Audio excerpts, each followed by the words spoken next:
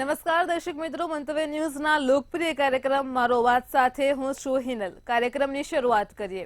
દેશમાં union public service કમિશનને બદલે lateral entry દ્વારા 45 જગ્યાઓ માટે ભરતી માટેની જાહેરાત કરી છે, જેમાં 45 જોઈન્ટ સેક્રેટરી, ડેપ્યુટી સેક્રેટરી અને ડાયરેક્ટર લેવલની પોસ્ટનો સમાવેશ થાય છે।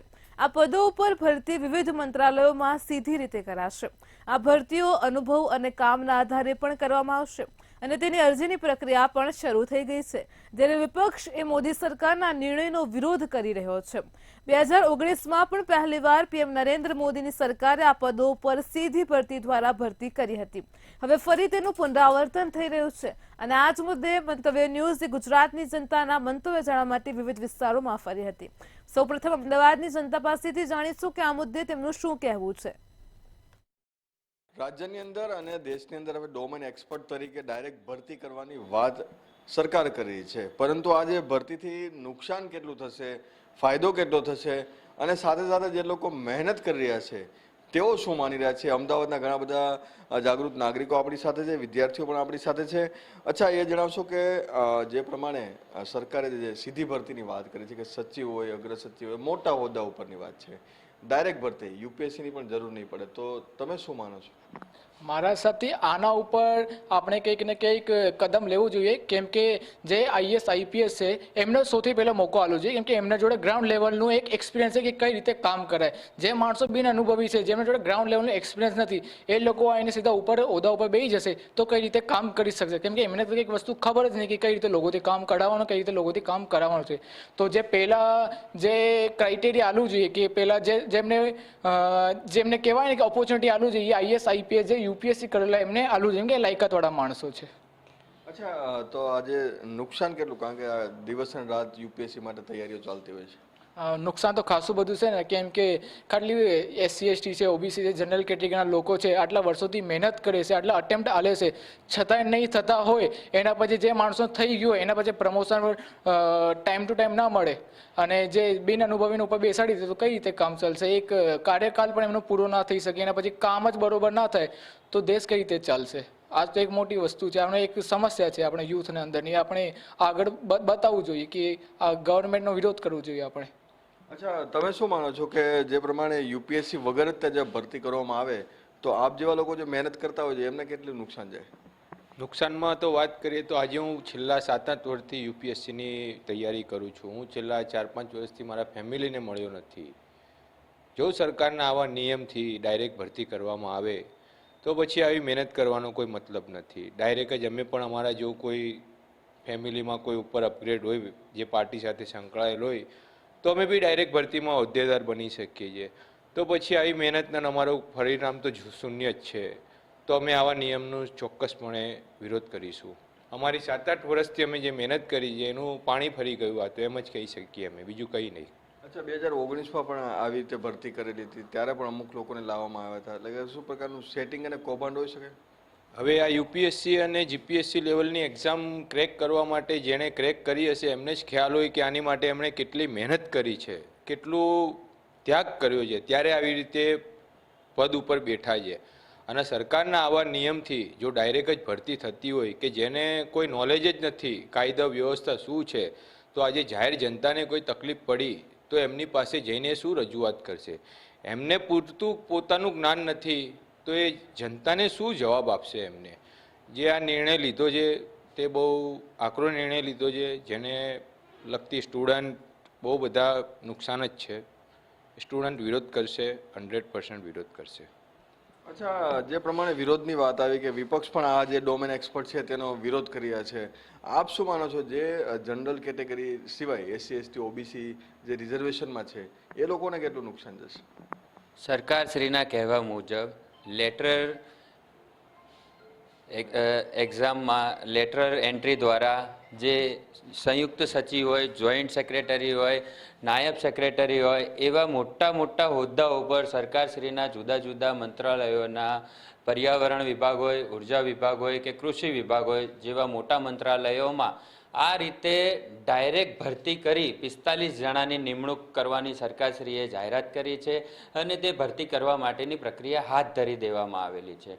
અમારું માનવું છે કે આ રીતે ભરતી જો થશે તો SC, ST અને OBC ની અનામત સીધું છીનવાઈ જશે, આવું અમારું કહેવું છે. કારણ કે આ પ્રકારના આવા મોટા મંત્રાલયોના આવા હોદ્દાઓ પર એક અનુભવી વ્યક્તિઓ, UPSC પાસ કરેલા IAS, IPS જેવી નિપુણતા અને ક્વોલિફાઈડ પર્સન કે જે આવા મોટા હોદ્દા પર જઈ શકે, હવે આ એન્ટ્રીથી, આ લેટરલ એન્ટ્રીથી ડાયરેક્ટ આ રીતે બિન અનુભવી લોકો બેસી જશે તો જે આવનારા સમયમાં જે પ્રજાનો જે અવાજ છે, જે આ જે એક્સપર્ટ લોકો હોય છે કે જે IAS, IPS જે બનીને બેઠા હોય છે અને પોતા અત્યારે સમય રાજ્ય સરકારમાં સેવા આપી રહ્યા હોય છે, ત્યારબાદ એ લોકોને આગળ એક વધવાની તક હોય છે અને પ્રમોશન હોય છે.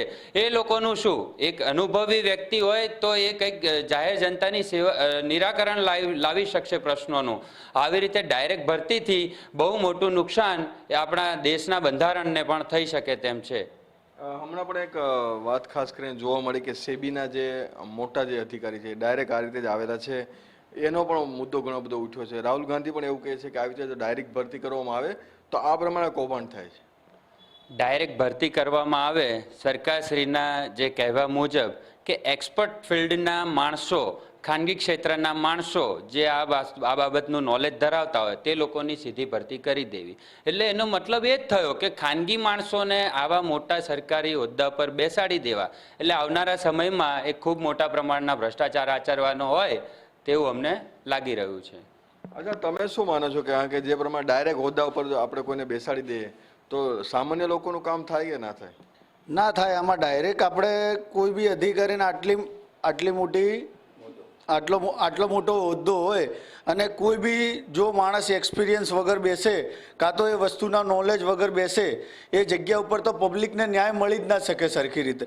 જો એ UPSCની તૈયારી કરેલો માણસ હોય, જો એ માણસ સમજી શકતો હોય કે આ બધી વસ્તુ છે તો એ માણસને ન્યાય મળી શકે. બાકી ડાયરેક્ટ બેસવાથી આમાં ન્યાય ના મળી શકે પબ્લિકને. નુકસાન તો બહુ ભણેલા જે બી વિદ્યાર્થીઓ ભણે છે અત્યારે UPSCની તૈયારી કરે છે એ વિદ્યાર્થીઓ કેટલા મહેનતથી, કેટલી લગનથી એમનું ભણતર ભણતા હશે, પણ આવી રીતે ડાયરેક્ટ જો બેસાડે છે તો એ સરકાર બહુ ખોટી વસ્તુ કરી રહી છે. એ વસ્તુ ના થવી જોઈએ. આ પહેલો ચાન્સ UPSC કરેલા માણસોને જ પહેલાં મળવો જોઈએ, પહેલાં એ વિદ્યાર્થીઓને મળવો જોઈએ. એટલે કે જે ડાયરેક્ટ ભરતી છે તેની અંદર કૌભાંડ થવાની શક્યતા છે અને સાથે સાથે જો આ રીતે ભરતી વારંવાર કરવામાં આવે તો જે કૌભાંડો છે તેની શક્યતા છે અને સાથે સાથે જે વિદ્યાર્થીઓ દિવસ રાત મહેનત કરે છે તેને પણ ઘણો બધો અન્યાય જોવા મળી રહ્યો છે. કેમેરામેન કૃણાલ રાણા સાથે મેહુલ દુધરેજિયા, મંતવ્ય ન્યૂઝ, અમદાવાદ. દર્શક મિત્રો, આ જ મુદ્દે ભાવનગરની જનતા શું કહેવા માંગે છે, આવો સાંભળીએ તેમનો પણ અવાજ. હાલ સરકાર દ્વારા UPSCની જે ભરતી છે તેમાં લિબરલ પદ્ધતિથી ભરતી ભરવાની જાહેરાત કરવામાં આવી છે. 45 જગ્યા ખાલી છે. સેક્રેટરી, હોમ સેક્રેટરી સહિતના જે કહી શકાય કે પોસ્ટો છે તે જાહેર કરી છે, પરંતુ આ ભરતી છે તેને લિબરલ એટલે કે કોઈપણ જાતની પરીક્ષા વગર સીધી ભરતી કરવામાં આવશે તેનો વિરોધ થઈ રહ્યો છે. ખાસ કરીને જનતાની રાય લેશું તેમનું શું કહેવું છે. શું કહેશો? જે રીતના સરકારે જાહેરાત કરી છે કે હવે UPSC પરીક્ષા પણ સીધી લિબરલ પદ્ધતિથી ભરતી કરવામાં આવે. હું એવું માનું આ NDA સરકારે 2019માં પણ આ જ સિસ્ટમથી, આ પ્રક્રિયાથી નિમણૂકો આપેલ. આ ભરતીનો એક ભાગ નથી, પણ હું એવું માનું છું પોતાના લાગતા વળગતા લોકોને પછી સચિવ હોય, ડેપ્યુટી સચિવ હોય, નાયબ સચિવ હોય કે ડાયરેક્ટર તરીકેના પદની સીધી નિમણૂક આપે છે, નહીં કે ભરતી. ભાઈ ભરતી કરવી હોય તો તમે એક્ઝામ લો, એમાં જેને રેન્ક આવે એ પ્રમાણે તમે નિમણૂકો આપો ને. પણ હું એવું માનું છું આ સરકારને પોતાના જ લાગતા વળગતા માણસોને પોતાનું વોલ્ટ રહે સરકારી ડિપાર્ટમેન્ટમાં, એ માટે એ જ સીધી નિમણૂકો આપી દે, નહીં કે પરીક્ષાનું. મને એવું લાગે છે કે ધીમે ધીમે આ દેશમાં પરીક્ષાની વેલ્યુ, એક્ઝામની વેલ્યુ રહેશે નહીં અને ડાયરેક્ટ પોતાના જ માણસોને યોગ્ય સ્થાને ગોઠવી દે. એટલે હું એવું માનું છું જેનામાં ક્રિલ છે, જે હોશિયાર છે એને આનો લાભ નથી મળવાનો. જેને હોશિયાર નથી, આમાં એવું છે મારો ઈ સારો, પણ સારો એ મારો નહીં, એનો મતલબ જેનામાં આવડત નથી. પછી એવું સરકાર તો એવું છે કે ખાનગીમાં જે નિપુણતા પ્રાપ્ત કરી હોય, સારા કાર્ય કર્યા હોય, એની નિમણૂક અમે કરીએ છીએ. પણ એમાં તો હું એવું માનું ખોટા માણસો પણ આવી બેઠા હોય છે. જ્યારે એક્ઝામ લેવામાં આવે તો હું એવું માનું છું કે એમાં તટસ્થ જે સારા લોકો છે, જે બ્રિલિયન્ટ છે, એ જ લોકોની ભરતી થઈ શકે. પણ આમાં તો નિમણૂક કરે છે. એટલે હું એવું માનું છું કે સરકારને પોતાના માણસો પછી આવા હોદ્દા ઉપર, આવા પદ ઉપર ગોઠવી અને પોતાનો લાભ લેવો છે, એટલા માટે આ કરી રહી છે. જી ચોક્કસ, જનતાના હવે આક્ષેપો છે કે સરકાર પોતાનો લાભ, તમે શું કહો છો? લિબરલ પદ્ધતિ શું છે અને આ ભરતીથી કેટલો ગેરઉપયોગ પણ આનો થઈ શકે છે? એટલે યુપીએસસી એક પાર્લામેન્ટરી બોડી છે. જે બી પાર્લામેન્ટરી બોડી હોય તેને કોઈ પણ સરકારની સાથે તેની સાઠગાંઠ ન હોવી જોઈએ. તો તે ડાયરેક્ટલી આ જે સિસ્ટમ છે એ આપણા દેશની અંદર આપણી રાષ્ટ્રીય સુરક્ષા તથા કરપ્શનની બધું અટકાવવા માટેની સિસ્ટમ છે કે જે એન્ટ્રી છે એ યોગ્ય રીતે થવી જોઈએ, જેની પરીક્ષા લેવાય છે. અને લાખો વિદ્યાર્થીઓ લાખો રૂપિયા ખર્ચીને પોતાના ઘરેથી દૂર રહીને ઘણી જગ્યાએ કોચિંગ લેતા હોય છે. તો તેના માટે પણ એક આઘાતજનક ઘટના છે અને તેની સાથે અન્યાય થાય છે. બીજા નંબરમાં ભારતીય જનતા પાર્ટી પરિવારવાદ, વંશવાદની વાતો કરતી હોય તો આમાં વાલા દવલાની નીતિ અપનાવવામાં આવે છે. અને આ આપણે જોઈ જ ચૂક્યા છે કે બીસીસીઆઈમાં અમિત શાહના સન જે જય શાહ છે એને કઈ રીતે આવી જ રીતે આ જ પદ્ધતિ છે કે ભાઈ મારો છે એ લે કરે ને વહીવટ કરે. અને તો કરપ્શનને આમાં ડાયરેક્ટ વેગ મળશે.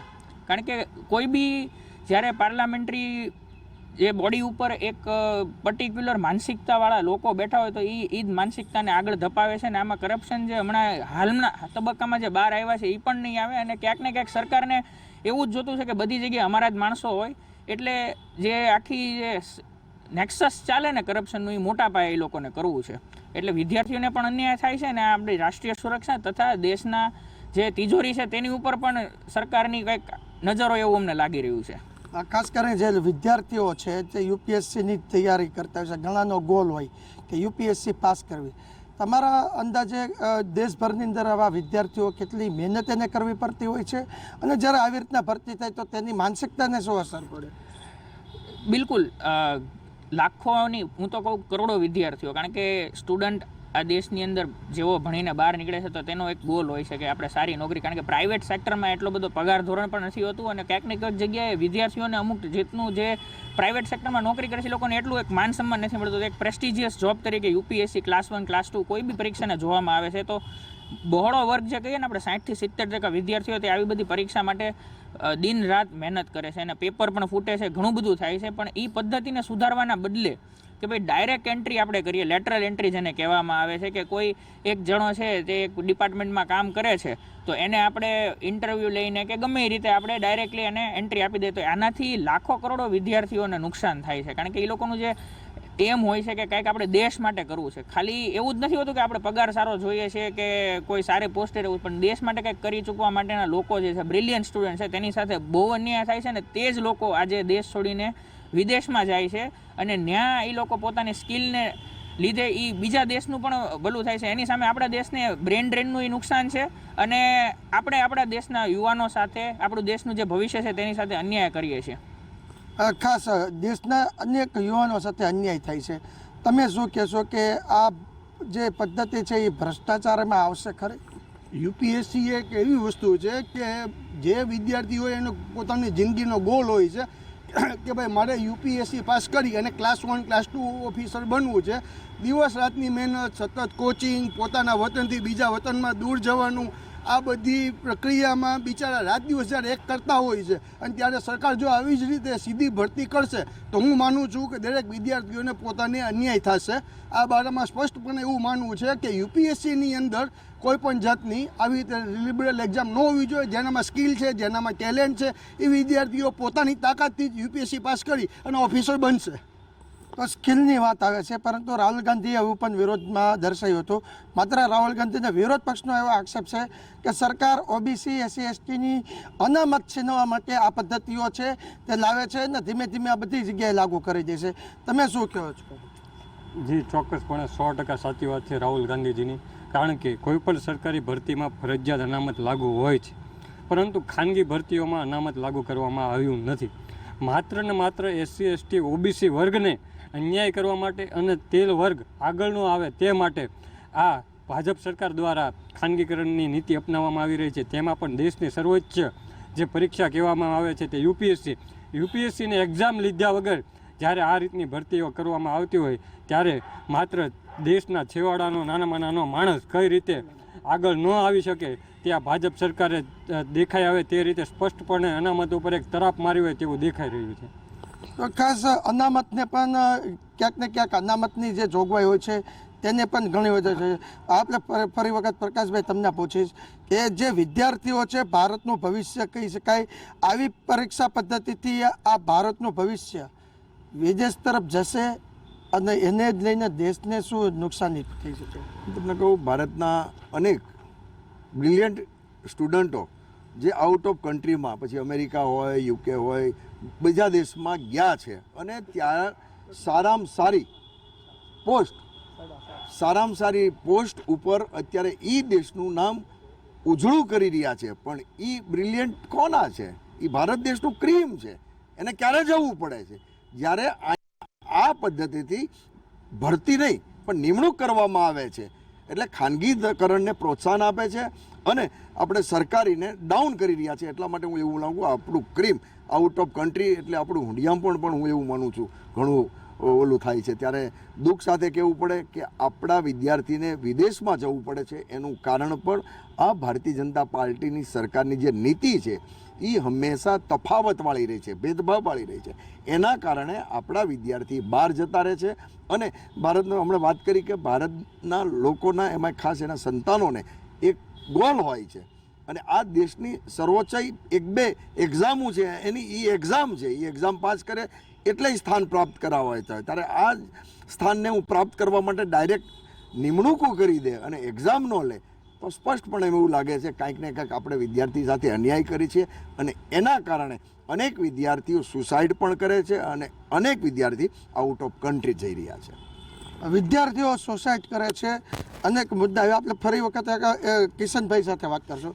કિશનભાઈ, જે વાત કરી કે વિદ્યાર્થીઓ સાથે અન્યાય થાય છે, સુસાઇડ થાય છે, આઉટ ઓફ કન્ટ્રી થાય છે, પણ આ પદ્ધતિથી જે ભરતી થશે તે ભરતીની અંદર જે ચોક્કસ ગરીબ મધ્યમ વર્ગના લોકો છે જે ન્યાય માટે ઘણા લડતા હોય છે, આને કેટલી અસર થશે? આ લોકોના મુદ્દા છે જે વર્ષોથી આપણા જે અનેક સવાલો છે તે સોલ્વ થઈ શકે ખરી? જી, હું તમને એક વાત કરું. આ દેશનો નાનામાં નાનો ગરીબ વર્ગનો, મધ્યમ વર્ગનો વ્યક્તિ જ્યારે પોતાની આવડતથી તૈયારી અને પરીક્ષાઓ જ્યારે આપી ધીમે ધીમે આગળ આવતો હોય છે ત્યારે આ દેશના સર્વોચ્ચ યુપીએસસીની એક્ઝામ પાસ કરી, દેશની સર્વોચ્ચ એક્ઝામ પાસ કરીને પોતાનું સપનું જ્યારે તે આગળ ધપાવતો હોય છે ત્યારે આ દેશની સરકારે તેના સપના રગદોળી નાખ્યા છે. કારણ કે તેના પોતે ગરીબ હોય છે, મધ્યમ વર્ગમાંથી આવતો હોય છે, તેની કોઈ લાગવગ નથી હોતી કે તે કોઈ પણ પક્ષમાં જોડાયેલો હોતો નહીં. માત્ર ને માત્ર ગરીબી અને મધ્યમ વર્ગના કારણે પોતાની રીતે પોતાની આજીવિકા અને આવડતને કારણે મહેનત કરી આગળ આવતો હોય છે. ત્યારે આ સરકાર દ્વારા પોતાના વાલા દવલા લોકોને માત્ર ને માત્ર ડાયરેક્ટ નિમણૂક કરી, આ યુપીએસસીની એક્ઝામ કાઢીને ડાયરેક્ટ નિમણૂક કરી પોતાના વાલા દવલા લોકોને લેવા છે. ત્યારે આ જે એમને નીતિ બનાવી છે તે ચોક્કસપણે દેખાઈ આવી રહ્યું છે કે ગરીબ અને મધ્યમ વર્ગના લોકોની વિરોધી આ જે યોજના ઘડવામાં આવી છે તે બહુ દુઃખનીય છે, નિંદનીય છે. આ ઘટનાને આખા દેશે વખોડવાની છે અને SC ST OBCનો 75% વર્ગ જ્યારે હોય ત્યારે માત્ર ને માત્ર તેને ચોક્કસપણે તેના વાલા દવલા ચોક્કસ લોકોને લેવા માટે આ અનામત વિરોધી સરકારે અનામત ન લાગુ કરવા માટે આ યોજના લાવવામાં આવી છે અને તે રાહુલ ગાંધીજીએ સ્પષ્ટપણે તેનો વિરોધ કર્યો છે. તે અમે રાહુલ ગાંધીજીની સાથે સમર્થનમાં છીએ.